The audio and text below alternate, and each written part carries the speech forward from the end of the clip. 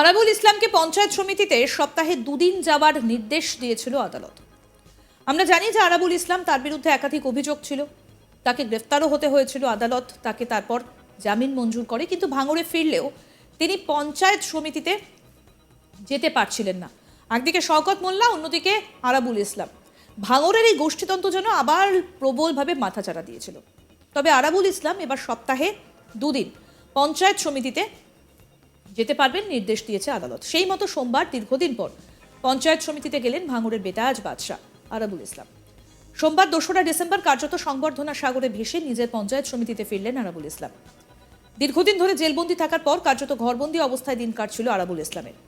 যদিও এতদিন পর পঞ্চায়েত সমিতিতে ফেরার অনুমতি পেলেও তার সপ্তাহে মাত্র দুদিন। কিন্তু তাতে কি, এতদিন পর প্রিয় নেতা ফিরছেন পঞ্চায়েত সমিতিতে, এটাই বা কম কি? তাই এদিন আরাবুলকে ঘিরে তার অনুগামীদের উৎসাহ ছিল একেবারে চোখে পড়ার মতো। বাড়ি থেকে বার হয়ে আরাবুল ইসলামকে পোলের হাট, খন্নের পোল, সোনপুর সহ একাধিক জায়গায় দলীয় কর্মী সমর্থকেরা সংবর্ধনা দেয়। ফুলমালার পাশাপাশি ওঠে আরাবুল ইসলামের নামে জয়ধ্বনি।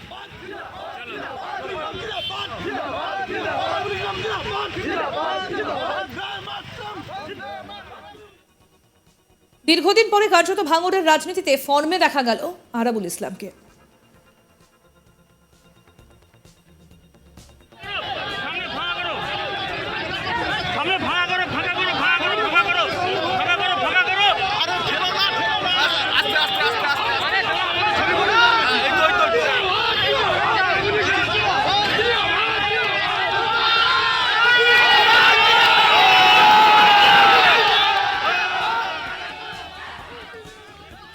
আরাবুল ইসলামের মেজাজ দেখলে বোঝার উপায় নেই কয়েকদিন আগেই টানা জেল খেটেছেন।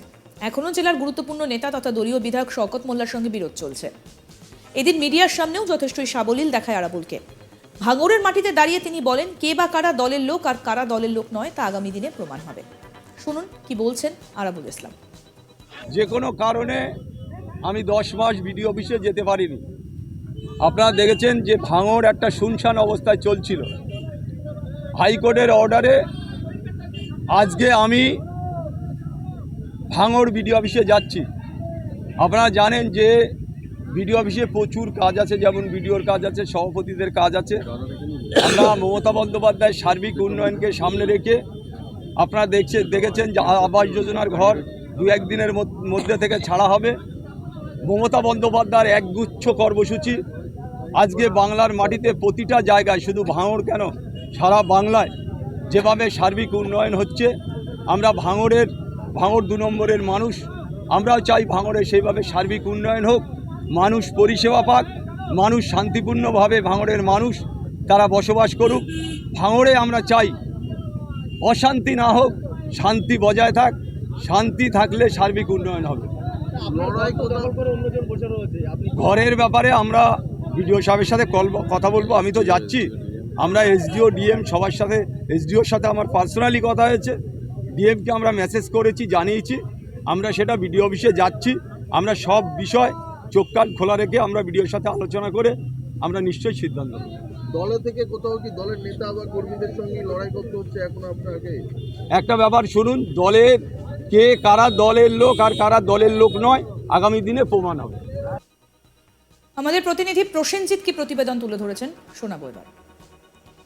ফের স্বমহিমায় হাজির ভাঙড়ের বেতাজ বাদশাহ আরাবুল ইসলাম।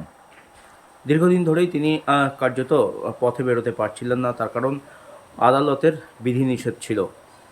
গত পঞ্চায়েত নির্বাচনে ভাঙড়ের বিজয়গঞ্জ বাজারে যে অশান্তি হয়েছিল আইএসএফের সাথে এবং যে ঘটনার জেরে একাধিক প্রাণহানির ঘটনা ঘটেছিল, সেই ঘটনায় আরাবুল প্রায় 10 মাস আগে গ্রেপ্তার হয়েছিলেন। দীর্ঘদিন জেলে কাটান তিনি এবং তারপর অবশেষে জেল থেকে ছাড়া পান। ছাড়া পেয়ে আদালতের নির্দেশ মতো তিনি কার্যত ভাঙড়ে থাকলেও বাড়ি থেকে সেভাবে বেরোতে পারছিলেন না, তার কারণ আদালতের বিধিনিষেধ ছিল।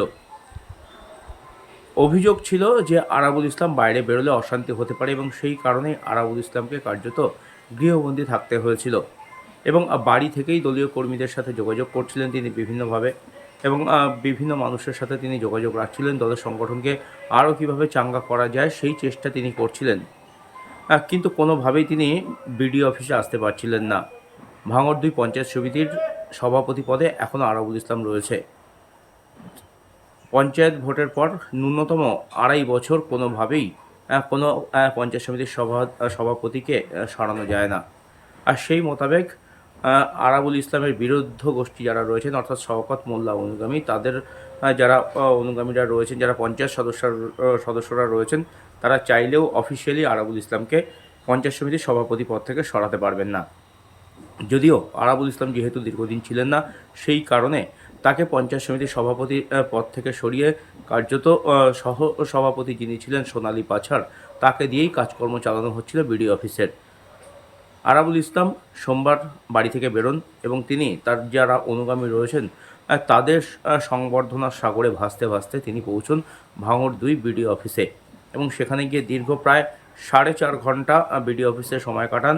বিডিওর সাথে লম্বা বৈঠক করেন এবং তাকে যাতে তার পদ এবং তার যে ঘর, আরাবুল ইসলাম যে ঘরে বসতেন দীর্ঘ প্রায় 12 বছর ধরে, সেই ঘর যাতে তাকে ফিরিয়ে দেওয়া হয় এবং তার যে পদ এবং পঞ্চায়েত সমিতির যে কাজকর্ম রয়েছে সেগুলো যাতে করতে তাকে দেওয়া হয়, সেই কারণে বিডিওর সাথে তিনি দীর্ঘক্ষণ আলোচনা করেন।